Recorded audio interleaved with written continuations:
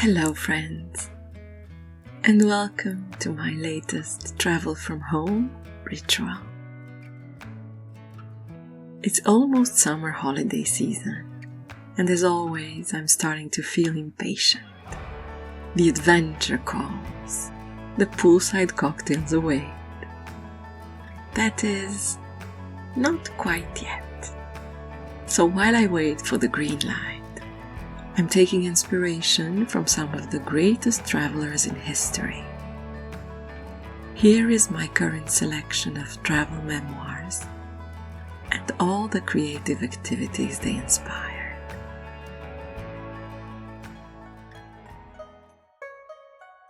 But what would a reading session be without a cup of tea? And today's selection is a special treat. One that goes hand in hand with the first travel memoir I chose.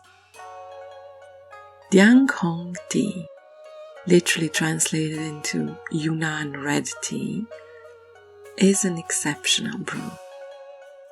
One that originates in the land that gave us tea all the way back in 2700 BC, China. These golden buds of Yunnan pure gold give a bright red infusion with subtle notes of honey and fruit, hints of noble flowers, and even a touch of malty leather.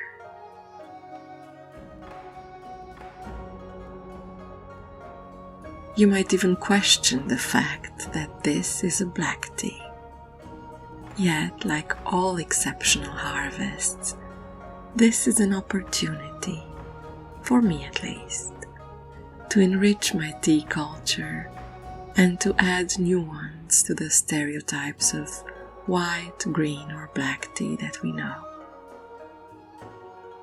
Just like the author of my first choice of book, the first European to clearly state that green and black tea come from the same plant, in a world that knew very little about a beverage that was essential to its economy. We have arrived in China.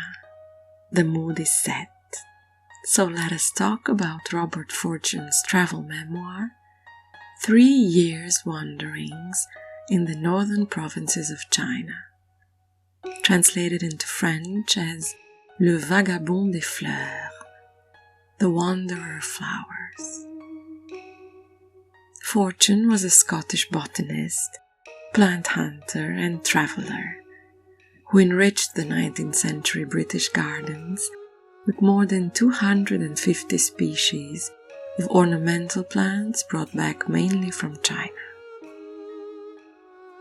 Some of his expeditions were incognito incursions into never-before-visited gardens, spying on natural treasures of the East. You can easily imagine how this would make for a fascinating read. The Wanderer of Flowers is the first part of his Chinese memoirs and describes with both scientific accuracy and intellectual humor the kind of adventure that, frankly, only the 19th century could provide. For the precise, planned traveler that I am, reading of such spontaneous journeys and all the mishaps they brought on is both fascinating and terrifying. A perfect recipe for a marvelously entertaining time. If you're not much of a botanist, don't let the title put you off.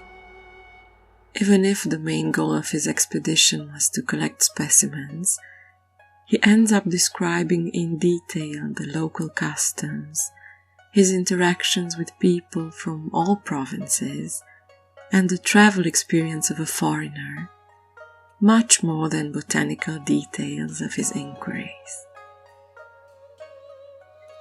Like for almost all great travelers of the past, the need for a politically correct vision was not pressing, So don't be alarmed by some of his ways of expressing the great cultural gap between Europeans and Chinese. In realizing what we corrected with time lies great wisdom.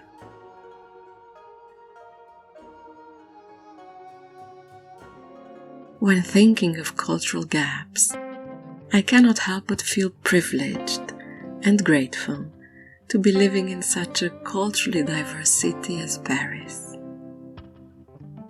Things that were unimaginable only 100 years ago, like shopping for bok choy or saffron or kaffir lime leaves in the heart of Paris, have become as simple as getting your daily baguette. Some of you even tease me when I say things like, if you don't have a Persian shop nearby. And believe me, I don't take it for granted, even for a second.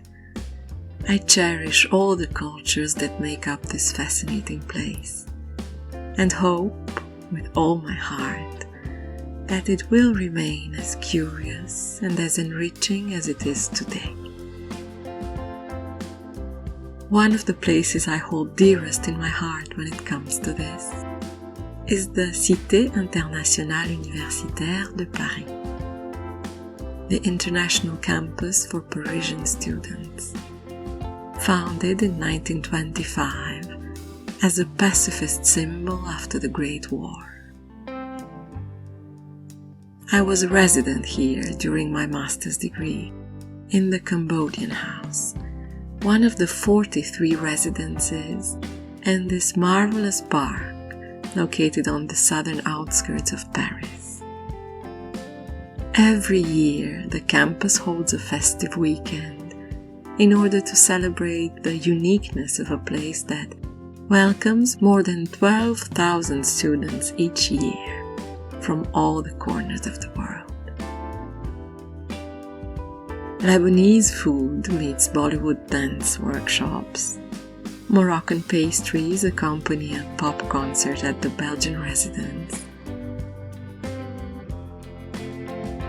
Book clearance from the library turns into a bachata class on the main lawn.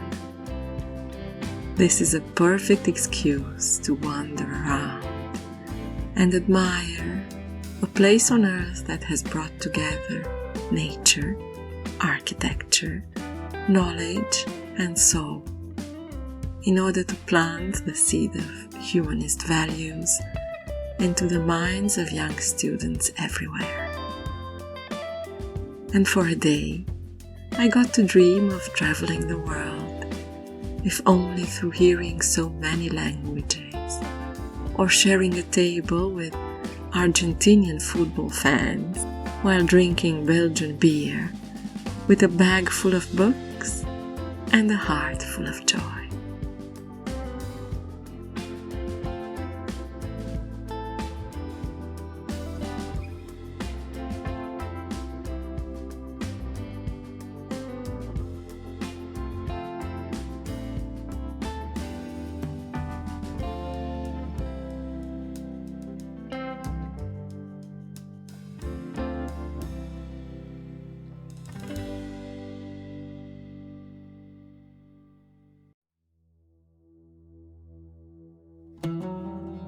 My next choice of time travel has brought me a few steps closer to home.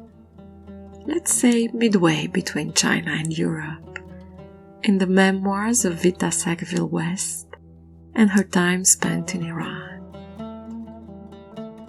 12 days, an account of a journey across the Bakhtiari Mountains of southwestern Persia, has been translated into French as An Aristocrat in Asia, and is the second of the 2 travel memoirs she wrote during her visit to Iran, where her husband was a diplomat, the first one being a passenger to Tehran. Successful novelist, poet, and journalist, not to mention avid garden designer, Vita Sackville-West is probably most famous for being the friend and lover of Virginia Woolf, as well as being the main inspiration for the protagonist of Woolf's novel Orlando. Coming from an aristocratic British lineage, she married Sir Harold Nicholson, who served as chargé d'affaires in the British Embassy in Tehran between 1925 and 27. This offered Vita the perfect situation to explore the country, in search for a rare Persian iris that could only be found in the lands of the Bakhtiari tribe. The voyage was not without danger, and the conditions were rough. This makes for a particularly poignant recalling of landscapes and encounters with people that have left a mark on her vision of the world. In a time when women travelers were beginning to write more and more about their explorations, this is a valuable read, both for getting to know her a little better, as well as for the invaluable introduction to a culture and a world that no longer exist in this form.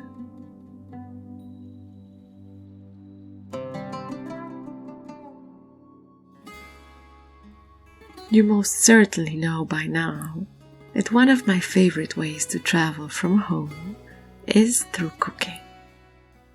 And somewhere in between Vita Sackville-West's memoir and the next book I'll speak of, you can find the origin of a dish that travels and shape-shifts from Persia to Greece, a little more south, a little more north, varying in flavors, yet keeping its identity. Stuffed vine leaves. This might bring you memories of Lebanese feasts or of Persian nights, of Greek islands, Turkish palaces, and even Balkan rhythms. Some of the recipes are vegetarian, others use minced meat in the stuffing, but all of them seem to have rice and fresh, fragrant herbs in the mix. My twist on this classic Mediterranean dish is to replace the rice with roasted buckwheat, which gives a rich and nutty flavor to accompany the zing of the tomato and the lightness of the greens. A couple of softened shallots, some parsley, thyme and dill, the kasha or roasted buckwheat, diced tomatoes and some lemon juice. Simple ingredients that combine into magic. For the spices, I chose flavors that marry well with thyme. So a little pinch of nutmeg, some forcepice, carom seeds, salt and pepper, without forgetting the bay leaf sneaked between the rolled leaves. The repetitive task of rolling dozens of leaves over and over is either the perfect meditative moment or the chance to catch up on my audiobooks. And time just flies.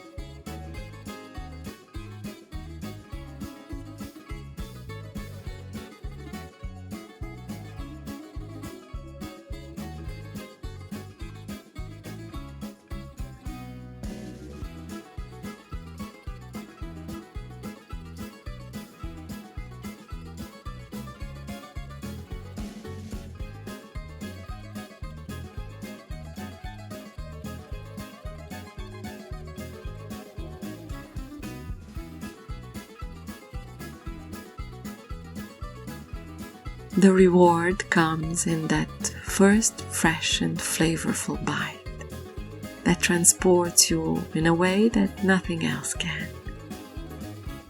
A moment ago, I was in Persia, and now I'm boarding on a steamboat to navigate the Danube from Czernavoda to Vienna.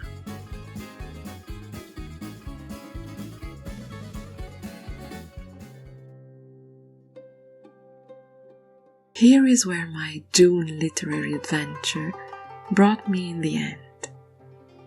A poet's bazaar, pictures of travel in Germany, Italy, Greece and the Orient by Hans Christian Andersen.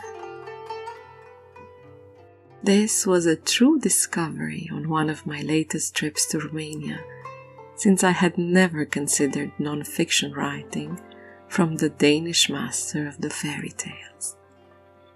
And yet, this is but one of several travel logs he published during his lifetime, since he was a keen traveler and an enthusiastic reformer of the style.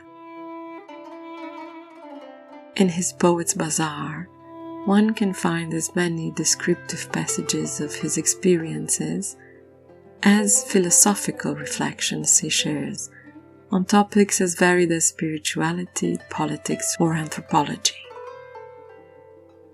A few fictional chapters find their place throughout the journey as well. They are sweet reminders of the profoundly sensitive nature he so often infused into his storytelling. I cannot help but envy his itinerary. Crossing Germany from north to south, seeing Italy's Lombardian jewels, as well as the resplendent Amalfi Coast and Sicily, then crossing the Mediterranean to Greece, where he combined islands and mainland for a deeply classical experience, only to cross the seas once more to the exotic Ottoman Empire, with stories of pashas and whirling dervishes. Finally, across the Black Sea to the Romanian coast and navigating the Danube up to Vienna, crossing parts of Romania, Bulgaria, Serbia and Hungary. Now tell me this isn't a dream voyage. Certainly a travel memoir you must read, if only for the passionate charm of a 19th century intellectual traveler.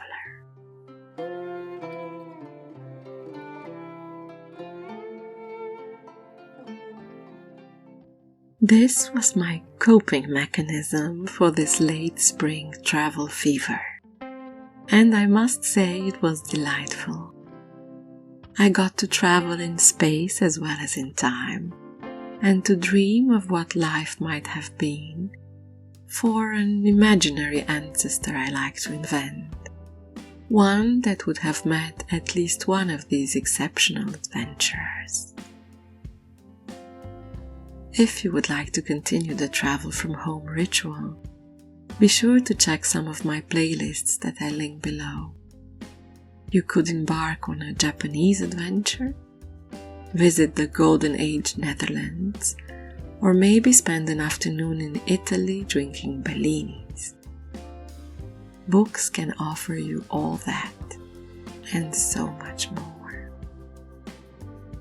Until next time, enjoy your reading and your imaginary travels.